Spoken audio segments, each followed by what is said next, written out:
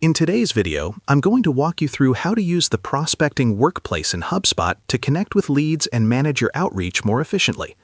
This tool makes prospecting organized and actionable so you can focus on engaging the right contacts. Start by opening your Sales tab in HubSpot and then click on Prospecting Workplace. Once inside, you'll be prompted to set up a selling profile. Here, you can give it a name, add a description, and even include insights about your website or target market. This helps you define your approach and keeps your outreach focused.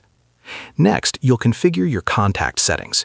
You can select which users or teams will be sending emails or making calls and decide whether to use HubSpot's email credit or send from a specific inbox. Connecting your inbox ensures that all your communications are tracked and organized automatically. With the setup complete, you can click on any prospect to view their contact and company details.